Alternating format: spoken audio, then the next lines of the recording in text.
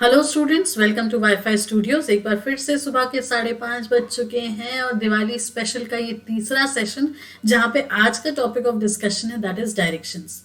अब डायरेक्शंस क्या हैं, दिशाएं क्या हैं, ये तो हम बहुत बेहतर तरीके से जानते हैं। एग्जामिनेशन में क्वेश्चन जब इसका आता है तो इसको सॉल्व करने में मजे के साथ साथ कंफ्यूजन भी होता है। तो उन्हीं सारे कंफ्यूजन्स को दूर करने के लिए कुछ क्वेश्चंस की प्रैक्टिस लेकर हम जुड़े हैं यहाँ पे आपके साथ इस सेशन में। और इस फेस्टिवल में आपकी कहीं भी पढ़ाई हैम्पर ना हो, कहीं भी कोई प्रैक्टिस हैम्पर ना हो, उन्हीं सारी बातों को ध्यान में रखते हुए वी हैव डिजाइंड सो कि आपको इन फेस्टिवल के मौके पे भी सारी की सारी क्लासेस मिले। सो बस उसी में सुबह 5:30 बजे का सेशन भी ये रहा आपके के सामने। अच्छा, टॉपिक वाइज डिस्कशन में अभी हम लोगों ने एक दिन पहले कोडिंग किया, फिर उसके बाद ब्लड रिलेशन किया। अब आज बारी है डायरेक्शन की। सो आई होप आपने वो पुराने सारे वीडियोस देख लिए हैं। अगर नहीं देखे हैं तो प्लेलिस्ट में आपके पास वो सारे वीडियोस अवेलेबल हैं, तो आप उनको वहां से चेकआउट कर सकते हो। अब डायरेक्शन एंड डिस्टेंस में क्या और कैसे किस तरीके के क्वेश्चंस करने हैं वो हम डिस्कस करेंगे। लेकिन उससे पहले लाइकवाइज जो आज पहली बार इस वीडियो को देख रहा है वो जरा क्लासेस की टाइमिंग पे जरा ध्यान दे। यूट्यूब पे जो हमारी क्लासेस होती हैं वो मंडे से लेके सैटरडे तक सुबह 5:30 बजे प्रीमियर होती है सेशन। इसके अलावा सैटरडे संडे की अगर हम बात करें तो 7 PM इवनिंग में सेशन लाइव चलता है। दैट मीन्स वो इंटरैक्टिव सेशन होता है जहां पे आप हमारे साथ सारे doubts, queries then and there पूछ के देन एंड देयर सॉल्व कर सकते हो। अनअकैडमी के प्लेटफॉर्म की अगर हम बात करें तो 2 क्लासेस 7:30 से 8:30 बैंक, 9 बजे से 10 बजे तक एसएससी। इसके बाद प्लस कोर्स की अगर हम बात करें तो 12 बजे से 1 बजे तक, जो हमारा एक्सक्लूसिवली फॉर सब्सक्राइबर्स है। अब फ्री क्लासेस में और प्लस कोर्स में फर्क क्या है? Now free classes is for subscribers as well as non subscribers, मतलब एनीवन। बस कोई भी अनअकैडमी की लर्निंग्स ऐप को डाउनलोड करके फ्री स्पेशल क्लासेस को अटेंड कर सकता है। लेकिन प्लस कोर्स के लिए सब्सक्रिप्शन की रिक्वायरमेंट है, और सब्सक्राइब करने के लिए जिस कोड को यूज करोगे ताकि 10% डिस्काउंट भी मिल जाए आपको, दैट इज SMS10 प्लस पे। 18 नवंबर को हमारा एक नया बैच आने वाला है, तो आप चाहो तो तब तक सब्सक्रिप्शन बिल्कुल ले सकते हो और क्लासेस अटेंड कर सकते हो। जिस प्रोफाइल को फॉलो करना है अनअकैडमी पे, दैट इज समष्टि शुक्ला। अब देखो जरा कोर्स पे क्या है और किस तरीके से तैयारी होगी। 4 नवंबर को जो बैच शुरू हुआ था वो तो खत्म हो गया, क्योंकि वो एसएससी सीपीओ का टारगेट बैच था जिसमें मॉक टेस्ट थे। लेकिन फिर भी वो अनअकैडमी के प्लेटफॉर्म पे हमारी प्रोफाइल में वॉच लिस्ट में पड़ा हुआ है, तो आप चाहो तो वहां से मॉक टेस्ट को लेके सॉल्व कर सकते हो, प्रैक्टिस कर सकते हो। हर एक मॉक टेस्ट में 50-50 क्वेश्चन है। इसके बाद अगर हम 18 नवंबर की बात करें तो 18 नवंबर को जो बैच 12 बजे से 1 बजे की टाइमिंग में शुरू हो रहा है वो अब तक का एसएससी का सबसे छोटा कॉम्पैक्ट क्रैश कोर्स है। अब कॉम्पैक्ट क्रैश कोर्स क्यों है? क्योंकि ये 13 डेज में 13 लेक्चर्स में 2 क्विजेस के साथ आपका इतना सिलेबस कवर कर लेगा कि एग्जाम में आप मेरिट या मैक्सिमम स्कोर कर पाओगे। बात समझ आई? तो इसी वजह से इसको हमने इस तरीके से डिजाइन किया है कि अगर आपके पास टाइम कम है या आपको लगता है कि आप बहुत ज्यादा इन्वेस्ट नहीं कर सकते हो टाइम, तो 13 डेज के अंदर भी हम रीजनिंग इतनी कवर अप कर सकते हैं कि हमारा एग्जाम में जनरल इंटेलिजेंस में मेरिट या मैक्सिमम अटेम्प्ट हो जाए। बस इन क्लासेस को अटेंड करने के लिए यार सब्सक्रिप्शन की बहुत ज्यादा जरूरत है, क्योंकि अगर सब्सक्राइब नहीं करोगे तो प्लस की क्लास अटेंड नहीं कर पाओगे। सब्सक्रिप्शन का प्रोसेस अनअकैडमी की लर्निंग्स ऐप पे जाके सिंपली ड्यूरेशन सिलेक्ट करके अपना कोड अप्लाई करना है, क्योंकि कोड अप्लाई करोगे तभी डिस्काउंट वैलिड हो जाएगा। प्रोसीड टू पे करते ही बस ऑनलाइन परचेसिंग पोर्टल जैसे ओपन होता है वैसे ही हो जाएगा। बेनिफिट्स इसमें सबसे बड़े तो यही है कि अदर सब्जेक्ट्स भी आपको यहाँ पे मिल जाएंगे, और इसके अलावा अदर एजुकेटर्स। दैट मीन्स ऐसा नहीं है कि आप सिर्फ यहाँ पे रीजनिंग या आप सिर्फ यहाँ पे हमारा सब्जेक्ट पढ़ोगे, बल्कि आप दूसरे सारे सब्जेक्ट्स भी, that is maths, English, GS, और दूसरे एजुकेटर्स भी एक्सक्यूज मी, जितने भी अनअकैडमी के प्लेटफॉर्म पे अवेलेबल हैं उन सब की क्लासेस की एक्सेस आप वैलिडेट कर सकते हो। बस डोंट फॉरगेट कि कोड यूज करोगे यही SMS 10। डन। अब आज है डायरेक्शन एंड डिस्टेंस का डिस्कशन। दो बातें ध्यान रखना बस। क्वेश्चन में या तो आपसे डायरेक्शन फाइंड करने बोला जाएगा या तो फिर डिस्टेंस फाइंड करने बोला जाएगा। अगर डायरेक्शन फाइंड करने बोला जाएगा तो फेसिंग से है या खड़ा कहाँ है, इस तरीके से। और डिस्टेंस की अगर हम बात करेंगे तो स्टार्टिंग पॉइंट से रीचिंग पॉइंट तक, या तो फिर इंक्लाइंड वाला या स्ट्रेट डिस्टेंस।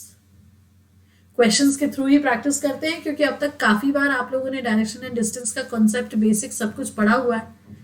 तो क्वेश्चंस को फटाफट कैसे सॉल्व कर सकते हैं वो हम लोग डिस्कस करते हैं। So let's see the first वाला। अब क्या दिया हुआ है?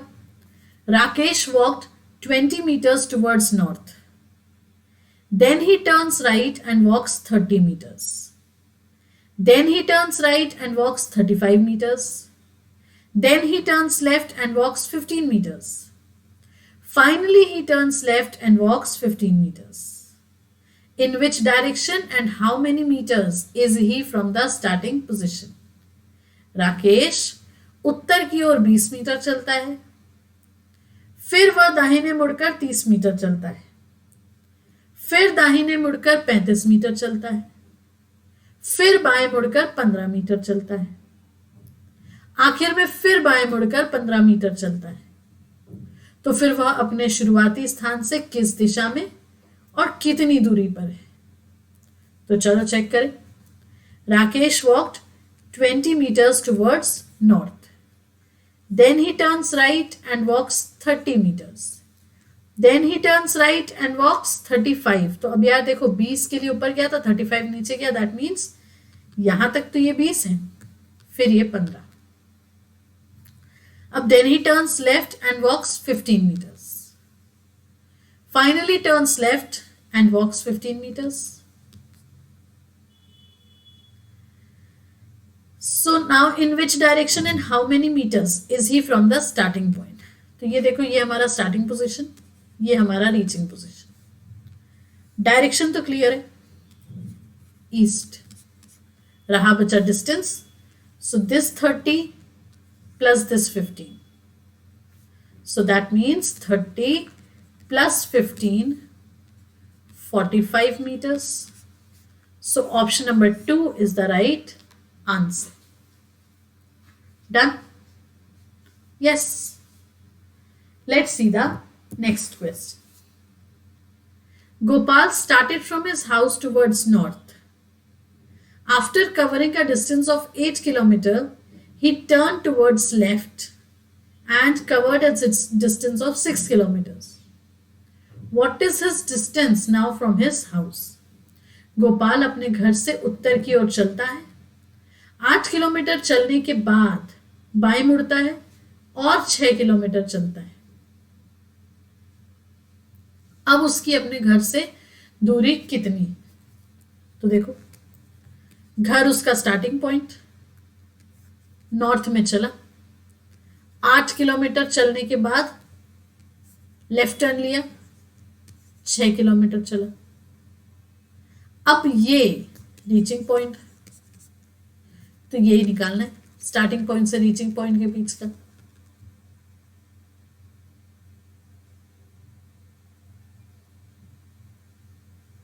ठीक है, तो अब जब ये हो गया यहां पे हमारा, तो अब क्या करेंगे हम? पाइथागोरस थ्योरम लगाएंगे। नाउ पाइथागोरस थ्योरम क्या कहता है? H square is equal to P square plus B square. That means 8 का स्क्वायर प्लस 6 का स्क्वायर, सो ये हो गया 64 प्लस 36 मतलब 100। तो H square is equal to 100। पर अब ये जब स्क्वायर हट जाएगा तो यहाँ रूट लग जाएगा, और जब रूट लग जाएगा तो ऑब्वियस सी बात है कि 10 kilometres, option number 1 will be the answer. Done? पक्का? चलो फिर let's see the next question. अगला क्वेश्चन देखते हैं। Read and understand. Suresh put his timepiece on the table in such a way that at 6 p.m. our hand points to north. In which direction the our hand will point at 9:15 p.m. Suresh ने अपनी घड़ी मेज पर इस प्रकार रखी कि जब 6 बजा तब घंटे की सुई उत्तर की ओर थी।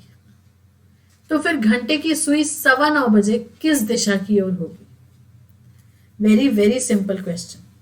यार एक बात बताओ, घड़ी में 6 बज रहे हैं, और जब घड़ी में 6 बज रहे हैं तो आवर हैंड यही हुआ जो 6 की तरफ है, और मिनट हैंड वो हुआ जो 12 की तरफ है। तो अब ये देखो कि जब आवर हैंड की बात हो रही है वो नॉर्थ फेसिंग है, तो मिनट हैंड ऑब्वियसली कहां होगा? South facing. अब ये नॉर्थ हो गया, ये साउथ हो गया, तो ऑब्वियस सी बात है यहां पे ये वेस्ट है और यहां पे ये ईस्ट है, as per this north and south. Correct. अब इसी घड़ी में 9:15 आवर हैंड कहां पॉइंट करेगा ये बताना है। तो यार एक बात बताओ, इसी घड़ी में 9:15 जब बजेंगे तब मिनट हैंड इधर आ जाएगा 3 पे, और आवर हैंड की बात अगर हम करेंगे तो वो 9 से थोड़ा सा आगे होगा, क्योंकि ये तो आप भी जानते हो कि जब मिनट हैंड मूव करना शुरू करता है तो आवर हैंड थोड़ा सा टिक टिक टिक टिक करके मूव करता है, तो आर हैंड 9 से थोड़ा सा आगे होगा, और जब थोड़ा सा आगे होगा तो ये डायरेक्शन कौन सी है? साउथ और ईस्ट के बीच का एरिया। सो दैट मीन्स अगर क्वेश्चन में पूछा है in which direction the hour hand will point at 9:15 PM, so answer will be south east, option number 3। Done? Yes. तो चलो फिर इसी बात पे let's see the 4th question.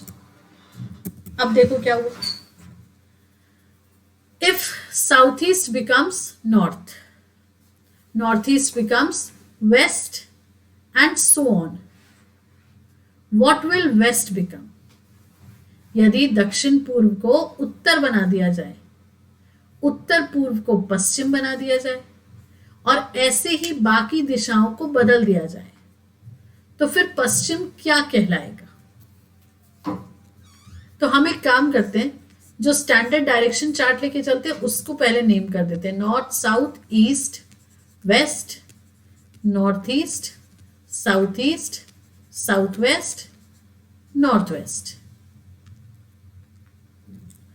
तो अब क्वेश्चन अगर हम देखें तो क्वेश्चन में क्या दिया है, देखो, south east becomes north, north east becomes west. तो यार एक बात बताओ, साउथ ईस्ट अगर नॉर्थ बना तो नॉर्थ वेस्ट साउथ बन जाएगा, नॉर्थ ईस्ट अगर वेस्ट बना तो साउथ वेस्ट ईस्ट बन जाएगा। यस। तो ये बीच की डायरेक्शन क्या कहला जाएगी? अब साउथ ईस्ट, ये कहला जाएगा नॉर्थ वेस्ट, ये कहला जाएगा आपका नॉर्थ वेस्ट, और ये कहला जाएगा आपका नॉर्थ ईस्ट। अब क्वेश्चन में हमसे पूछा है what will west become, west क्या बन जाएगा? तो west will become a sub direction that is south east. Clear? Yes. Let's see the next वाला। A man is facing north,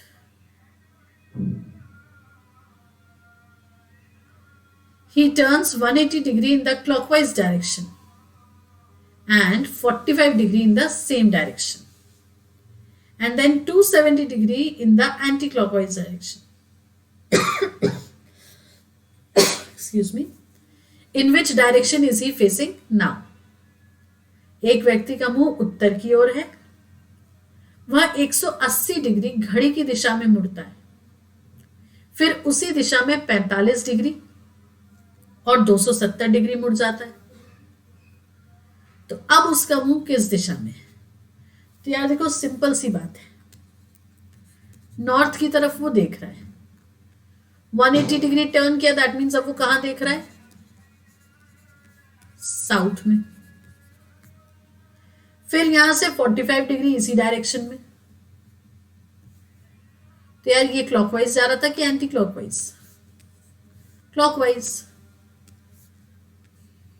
तो चाहे इधर से भी लो, 180 साउथ में ही आएगा। अब 45 डिग्री उसी डायरेक्शन में, तो अब वो कहां आ गया? साउथ वेस्ट में। अब 270 डिग्री एंटी क्लॉकवाइज, तो 270 का मतलब क्या होता है 180 प्लस 90, तो यहां से 180 अगर हम देखेंगे तो it will go in north west.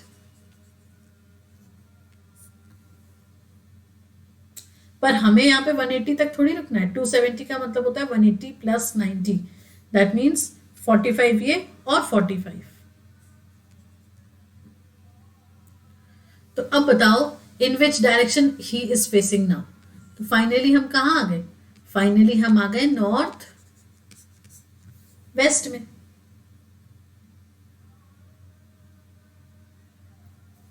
Option number 1 is the right answer. पर ये तो सीधा सीधा से नहीं हुआ, सीधा सीधा सा देखते हैं। सीधे सीधे कुछ नहीं करना होता, जो सेम डायरेक्शंस होती है उनको ऐड कर देना होता है। जैसे 180 प्लस 45, तो 180 प्लस 45 कितना हो गया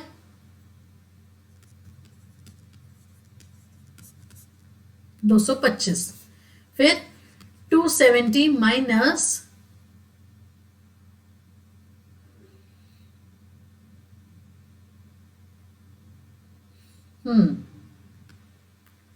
तो अब क्या हुआ यहां पे देखो, 270 माइनस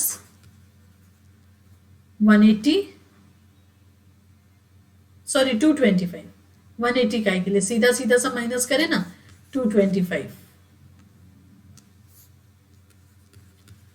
तो 270 माइनस 225 अगर हम करें तो कितना मिलता है हमें देखो, 5 और 10 में से 5 किया, 6 में से 2 किया 4, 45 डिग्री। नाउ 45 डिग्री क्लॉकवाइज की anti clockwise, obviously anti clockwise. Reason उसका ये है कि जिस भी डायरेक्शन का कोड बड़ा होता है या डिग्री बड़ी होती है हम उसी तरफ घूम जाते हैं। 270 बढ़ा तो 270 की तरफ, ठीक।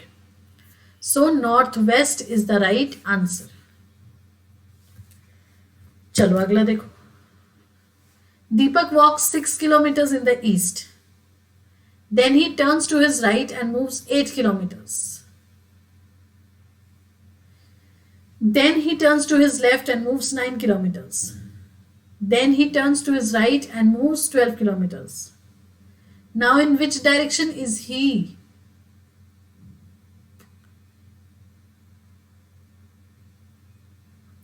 From his starting point and how far? अब क्या हुआ देखो, दीपक 6 किलोमीटर पश्चिम दिशा में चलता है, अब वो अपने दाएं मुड़ता है और 8 किलोमीटर चलता है, फिर वो अपने बाएं मुड़ता है और 9 किलोमीटर चलता है, फिर दाएं मुड़ता है और 12 किलोमीटर चलता है। अब वह अपने प्रारंभिक बिंदु से किस दिशा में और कितनी दूरी पर है। तो चलो 6 किलोमीटर वेस्ट, राइट टर्न लिया 8, लेफ्ट टर्न लिया 9, फिर राइट लिया 12।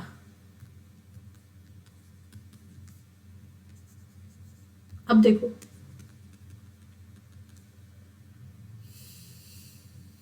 यही तो फाइंड करना है, तो इसको हम एक सिंपली बड़ा ट्राइंगल बना लें। दिस 8 पैरेलली हियर, तो 12 प्लस 8 हो गया 20। दिस 9 पैरेलली हियर, तो 9 प्लस 6 हो गया क्या,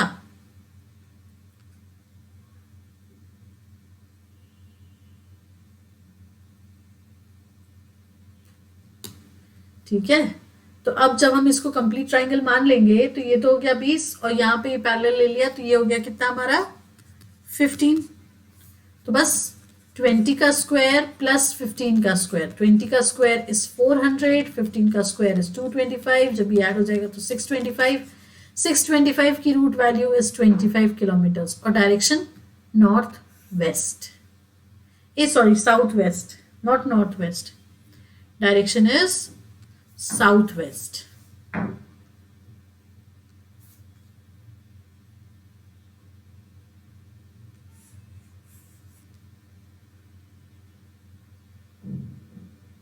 दो चीजें हो गई ना यहाँ पे, एक तो ये हो गई कि ठीक है हमने पढ़ा समझा आंसर फाइंड किया, ठीक।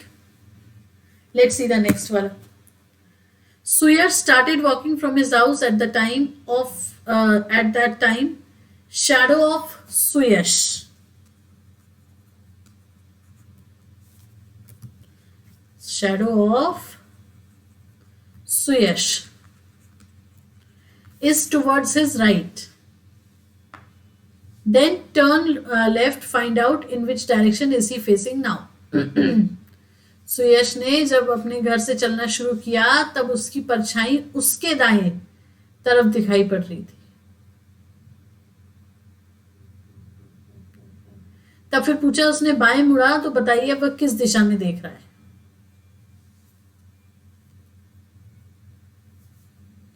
तो यार एक बात बताओ, सुयश ने चलना कब शुरू किया? मॉर्निंग में, इवनिंग में? टाइम तो पता ही नहीं है ना. शैडो बाइस वाले क्वेश्चंस में हमेशा टाइम का पता होना जरूरी है, और जब टाइम का ना पता हो तो आंसर हो जाएगा हमारा कैन नॉट बी डिटरमाइन. ठीक.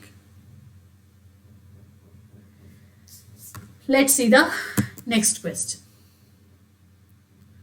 In an evening Raj and Gopi are walking towards each other. At that time, shadow of Raj is towards his right. Then find out in which direction Gopi is facing now. शाम के समय राज और गोपी एक दूसरे की तरफ चल रहे थे. उस समय राज की परछाई उसके दाएं तरफ दिख रही थी. तो बताइए कि गोपी का मुख किस दिशा में था. तो अब ये आसान है. क्यों? क्योंकि क्वेश्चन में टाइम दिया हुआ है. शैडो बेस्ड क्वेश्चन में हमेशा टाइम जरूरी होता है, और टाइम यहां पे दिया हुआ है इवनिंग का. इवनिंग का मतलब शाम का. क्या बोला है? राज और गोपी आमने सामने.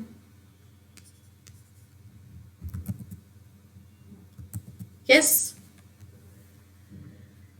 अब बोला है at that time shadow of Raj is towards his right. तो देखो राज का राइट हैंड यहां, लेफ्ट हैंड यहां. गोपी का राइट हैंड यहां, लेफ्ट हैंड यहां, क्योंकि दोनों हैं आमने सामने. तो राज की परछाई कहां बन रही है? राइट में.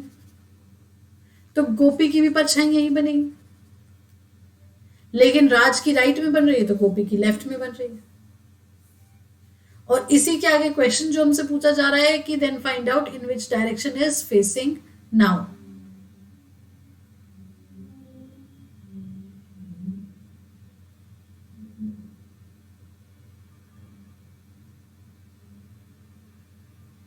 ठीक है ना. गोपी का फेस निकालना है. गोपी का फेस अगर हमें निकालना है तो सिंपल सा फंडा है. राज का पता है, गोपी का भी पता चल गया. शैडो उसकी लेफ्ट में बन रही है. टाइम है शाम का. शाम के समय शैडो बनती है ईस्ट में, मतलब इस तरफ है ईस्ट. और अगर यहां है ईस्ट तो यहां है वेस्ट. सो दैट मीन सामने क्या है यहां पे? साउथ. और यहां है नॉर्थ. सो दैट मीन्स गोपी का face is in south direction. Done. अगला देखो. Rita walked from A to B in the east 10 feet. Then she turned to the right and walked 3 feet. Again she turned to the right and walked 14 feet. How far is she from A? Rita A से B तक पूर्व में 10 feet चलती है. फिर वो दाहिने मुड़कर 3 फीट चलती है. फिर वो दाहिने मुड़कर 14 फीट चलती है. अब वो ए से कितनी दूर है? तो ठीक है. Rita walked A to B in east. ये ए है, ये बी है, 10 फीट. फिर राइट टर्न लेके 3 फीट. अगेन राइट टर्न लेके 14. तो 10 और 10 तो ये पैरेलल हो गया. 4 और. How far is she from point A? अब ये निकालना है. तो ऑब्वियसली बात है ये 3 पैरेलल तो इसके भी हो जाएगा. तो चाहे आप पाइथागोरस थ्योरम लगाओ, चाहे आप ट्रिपलेट का रूल लगाओ. 4 3 यहां आना चाहिए 5.